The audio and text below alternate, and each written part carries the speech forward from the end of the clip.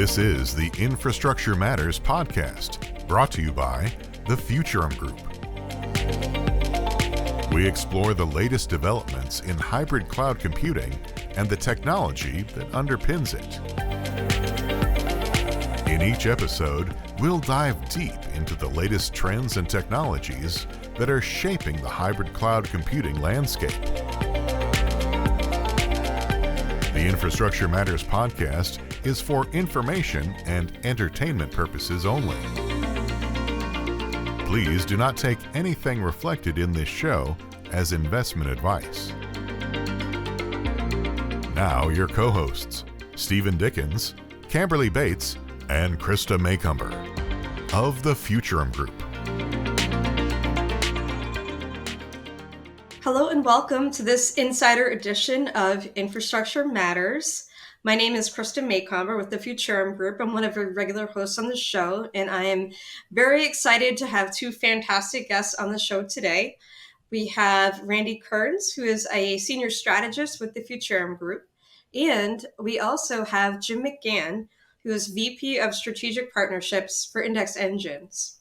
Randy and Jim, thank you so much for joining today. Always look forward to it, Krista. Thanks. Yep. Thanks, Krista, for having us. Really appreciate it. Yeah, thank you so much.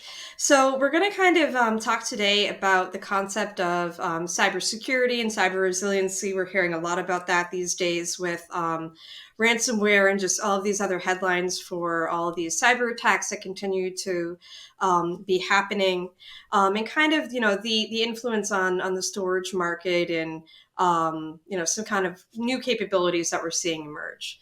But before we get there, Randy and Jim, do you want to kind of maybe give a little bit of background on kind of yourselves and your roles, so that way people are just kind of familiar with your particular vantage points?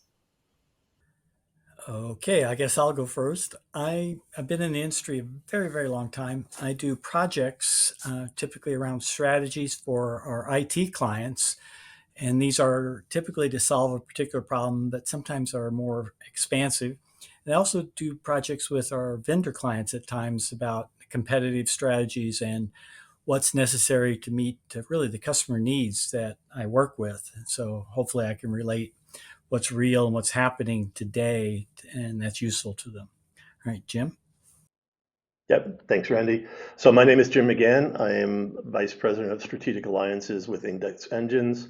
With our CyberSense product, which is our core product today, we go to market through strategic partnerships, mostly OEM partnerships. And the reason is that customers really want the capability that CyberSense delivers to be integrated with their storage environments, whether it be primary or secondary storage.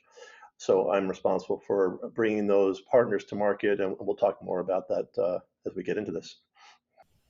Yeah, absolutely. So Randy and Jim, thank you so much. And so Jim, I think that's actually a really great segue into the first topic that I thought would be great to touch on. So as you mentioned, you and your team do a lot of work with storage OEM partners.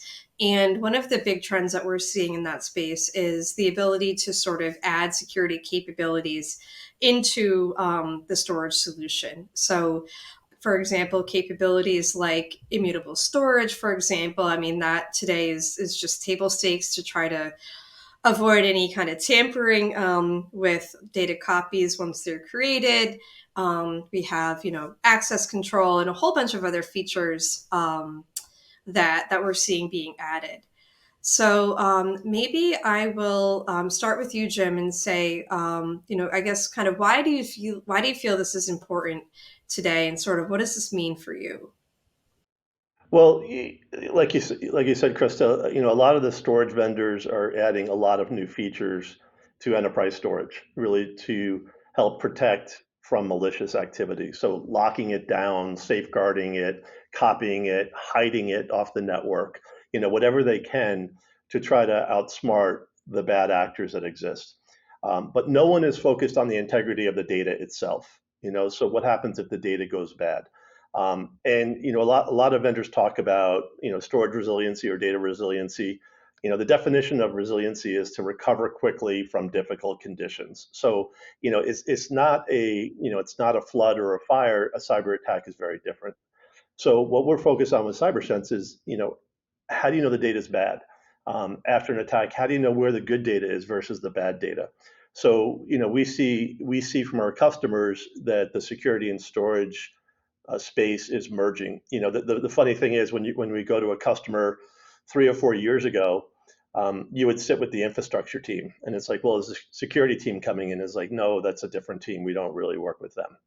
Now, when we go to meetings, we get the storage team, we get the infrastructure and data protection team, and we get the CISO's organization in the meeting. And I think that makes me incredibly happy because that didn't happen in the past. And I know folks like yourself at Futurum are doing research that security and storage is coming together.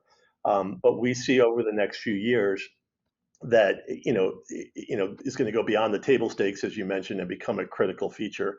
And there's one of the things that we are looking at is the NIST cybersecurity framework, and you can put up a slide now that shows really the framework of, as an organization, can you identify, can you protect, can you detect, can you respond and recover from a cyber attack? And it's a good, and customers, often say, what should we do or what can we do when we're attacked? That's a good framework to use. And CyberSense maps neatly into there and overlays on top of existing storage to add that level of capability and turn enterprise storage more into cyber storage. Does that make sense? Yep. Yeah. No. Absolutely, Jim. It does. And I know when Randy was kind of giving his overview of, his role in the team, he kind of alluded to the conversations that we have with customers as well. And Randy, in particular, really leads that charge for us. And I know just based on the conversations, Randy, that I've been a part of with you, we've definitely been hearing that as well in terms of the need to be a little bit more proactive and start to have some of these capabilities built in that. Not only just kind of, lock down the data, but, really start to uncover if an attack is occurring. Um, and then the ability to, Jim, you were alluding to kind of respond as quickly as possible, really try to minimize that amount of business downtime and also minimize that amount of data loss. So Randy, I guess anything else you'd add from that perspective? Yeah, there is. Unfortunately, there's been a lot of promotion about how fast you can restore, how fast you can get data back. But the ones that do that without doing what Jim talked about, we're doing a forensic analysis of what data has been altered, you can end up reintroducing the problem. And that's a vicious cycle. And so that saying how fast you can restore data is the wrong answer. You really need to go through this process to analyze and figure out what's been affected and then treat the infection, so to speak. Use some medical term, maybe might be nice. But the idea is that you've got to remedy that before you go do blind restores. Yeah, at this point, Randy, I mean, I think some of the data protection vendors add capabilities, whatever they can to their data protection solution. But what they're looking at is the changing compression rates of the data, looking for encryption or changing in file sizes or threshold analysis. Those are very much near misses. It's like, hey, we think something happened and you'll need to go figure it out. Just restore the previous backup and you're good.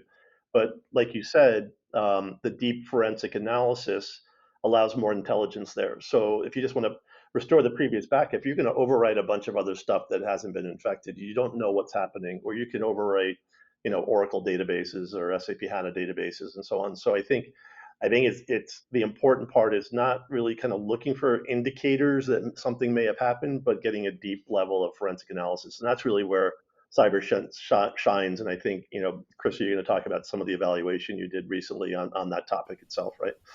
Yeah, yeah, absolutely. So to your point, Jim, Randy and I both, we had the great opportunity earlier this year to evaluate a solution that you guys collaborate with one of your OEM partners, Dell. It's called Power Protect Cyber Recovery. And what we did was we really kind of audited this solution from the standpoint of cyber resiliency and in particular resiliency against ransomware attacks. And I think the solution that Dell is bringing to the table is very flexible and certainly very robust in terms of the feature set, right, that we kind of deemed to be very critical for optimizing resiliency against ransomware. But one of, I think, the my personal favorite parts was the fact that we got to spend some time with your team at Index Engines and really look at CyberSense. And Jim, you bring up some great points, because I think it's a concept that's been, as you mentioned, promoted a lot in the data protection space. So I personally work with a lot of data protection vendors, and talking about anomaly detection and kind of the ability to uncover that an attack is occurring. It's been talked about by most, if not all, of these vendors in this space. And I think from the standpoint of CyberSense, really having, as you mentioned, that kind of deeper visibility, that was something to me that really stood apart, because it, to your point, it helps to kind of reduce those, maybe some of those false positives, right? So increase the confidence that this does point to an attack, but also, like you're mentioning, provide that greater visibility into which files have been infected, so that not only, as you're mentioning, we can hopefully avoid good changes from being overwritten, but also so that we can avoid potentially malicious files from being restored back into production and then kind of reinfecting the environment too. Right. What one of the things that it's really a process, and that's what you were trying to get at, I think, earlier. And you can't short circuit these processes. You've got to do in the right sequence. You got to do the right things. And I know there's people standing behind you yelling, "Is it up yet? Is it up yet?" We've all been there, but you've got to do the right thing. No, exactly. And and some customers say, hey, vendor X or vendor Y has, a point and click solution to recover from a ransomware attack. It's not that easy. It's a hard problem. You just don't want just to recover backups and recover previous snapshots. You want to understand what happened. And it's the importance of knowing the level of, what's the blast radius? What's the forensic level analysis of what's happened? You mentioned Dell. Dell is a great partner of ours. We have over 1,400 customers worldwide that have deployed this solution out there. And the great thing is there's dozens of customers that have this deployed that are recovering on a monthly basis. And they're the ones you don't hear about in the press. The Cloroxes and the MGM Grands that are struggling to recover are the ones that don't have, a cyber resilient solution in place. Hopefully they will soon. But what Dell has provided really is a world-class solution, as you said, Randy, is to provide that deep level of understanding of what happened to keep data secure and protected. So it's really redefined, data protection into cyber protection. And again, if customers think data protection is enough for cyber protection, they're wrong, and they should be reading your reports, because it's not the case. And to find out Monday morning when you've been attacked is going to be a really rude awakening. Yeah. So, Dell has been a great partner. We do have other partners. Dell has a very specific deployment with their data domain isolated vault. We hear from customers that they'd like to, analyze data in production or analyze different types of environments. And I think I know this is really becoming a standard part of production storage, both primary and secondary storage environments. But the beauty of what we can do with CyberSense in the backup environment is to scan backups without rehydrating those backup images. It's a unique ability that only Index Engines provides. But additionally, scanning can include scanning of snapshots as well, and we have other partners that are coming to market that are scanning snapshots and checking the resiliency of the data in those snapshots. So it's more of a production environment. So the idea is that customers can deploy different levels of solutions, both in production and in secondary storage environments as well. Right? Yep. Yeah. I think you bring up a couple of really great points there, Jim. It's, I think, to your point, that the flexibility there to kind of determine when the scanning is occurring, I think gives a little bit more of a kind of a robust and comprehensive view as well, kind of what you're alluding to. And I think it just keeps coming back to the fact that these are not your typical disaster events that we're used to recovering from. You talk about the blast radius. And so when we think about, for example, an earthquake or a fire or another natural disaster that maybe used to be the bigger concern for disaster recovery, it's pretty obvious in those instances when the event occurred, specifically what was impacted in terms of systems and data, but that's just not the case. Here when we think about ransomware and these other cyber attacks. So I think that's where these capabilities really kind of add that value there to the Dell solution, and of course to the work that you're doing with your other partners as well. Yeah, and I think, as we were talking about, this is a very difficult problem to solve. It's nobody's looking at the integrity of data, and I think I know it's really made possible by artificial intelligence and machine learning. I think we're going to talk a little bit about that because I think it's an important topic. Whereas, if you're just looking for indicators of compromise, which is a change of a file extension or a change of a file size or compression rates of your backup, um, it's good, but it's not the best solution that's on the market today, which we consider that CyberSense is. But it's also very much something that can be circumvented. The bad actors are smart, and they are using AI, and they're using advanced techniques. And when you go into organizations that have a lot of old technology or tech debt that's there and they're exposed, you know, instead of focusing on keeping the bad actors out, which is next to impossible these days, is focusing on data integrity on a continual basis. So it is part of the daily process and the workflow of the organization, so that if you go to sleep on Tuesday night and wake up to a cyber attack, you know where the data that has integrity is, and you can facilitate a recovery, an intelligent and rapid recovery.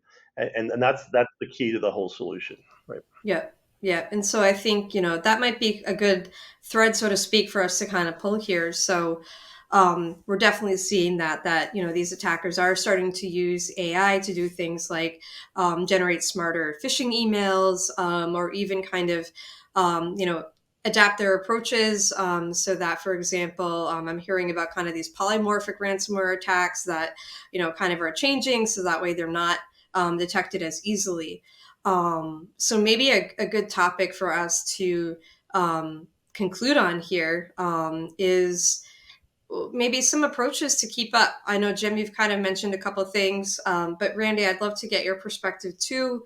Just in terms of, again, as these attacks are evolving, when we think about AI and things like that, maybe some best practices here to sort of keep up. There's an important thing to bring up, and I'm sure Jim's going to tell us about some of these. But the problem is, organizations can acquire a new tool, a new product, for example, where they've advertised all these capabilities for detection. The reality is that that detection may be okay today, but not tomorrow. Like you were saying, things continue to evolve and change, so they can't be lulled into a sense of, hey, I've done it. I've done all I can. Everything's good now.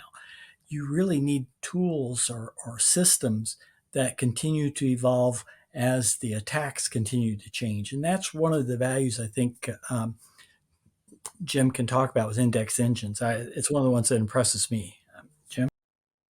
Yeah, yeah. So, I mentioned, a lot of vendors may add signature scanning, right? So how difficult is it to change a signature? It's 2 seconds and it's a new signature. And unless you're getting real-time signatures fed into your system, it's not going to be detected. You're looking for they're looking for specific things, or they're looking for, changes of some activity, a lot of behavioral analytics and a lot of like network traffic and stuff. So the bad actors can spoof that. I mean, especially the stuff that's prevention. The MGM attack in Vegas was done by a phone call to get administrative passwords in.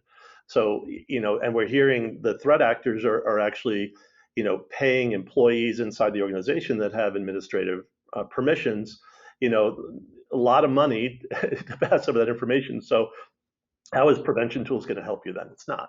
So what we looked at when we first started with CyberSense is, you know, taking a completely different approach and looking at the content of the data, inspecting it, and using analytics that are indicative of changes that these cyber criminals make. So looking for patterns that are typical of the corruption that cyber criminals do to the data. So, doing it on content is very difficult. We know it's difficult because we've done it. A lot of vendors are not doing it because it's just very challenging to do at scale.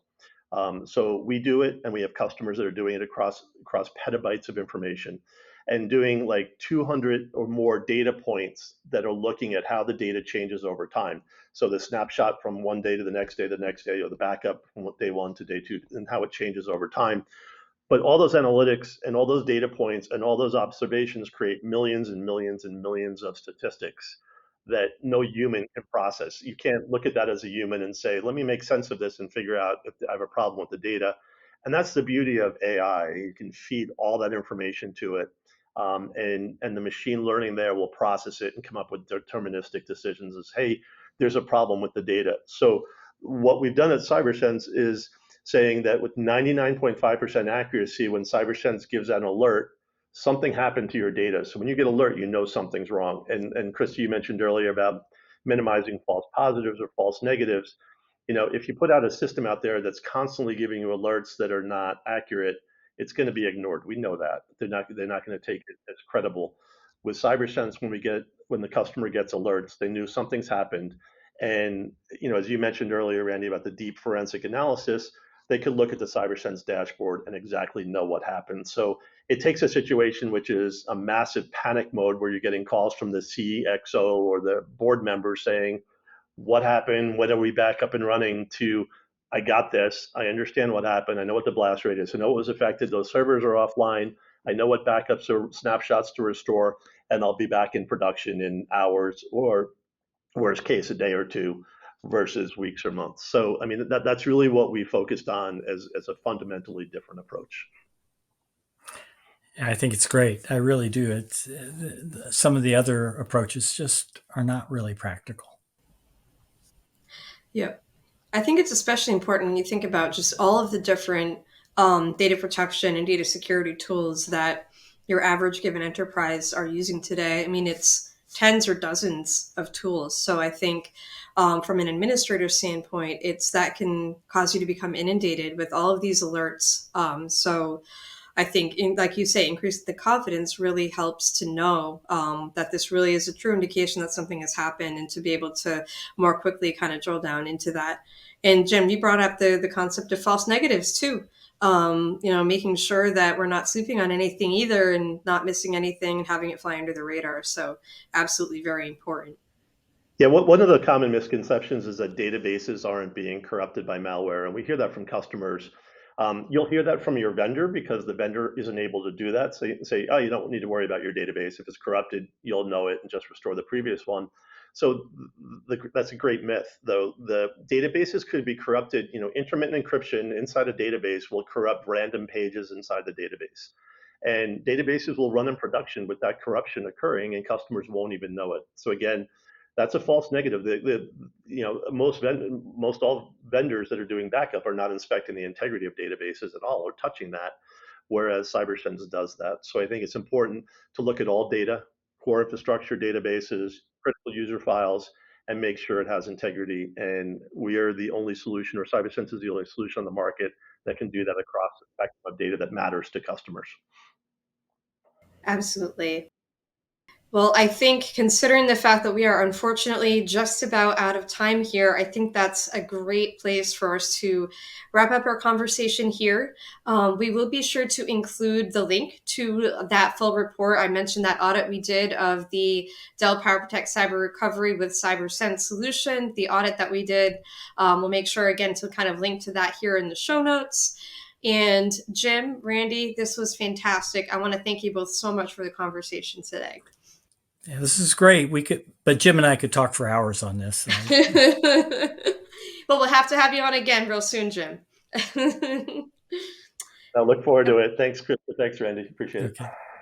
And we want to thank everybody for joining us as well. Again, this was an insider edition of the Infrastructure Matters podcast. Please make sure to like and subscribe so that you don't miss any of our future episodes, especially the ones like this where we get to have on some kind of really great outside perspective. And with that, thank you all so much, and we will see you on the next one.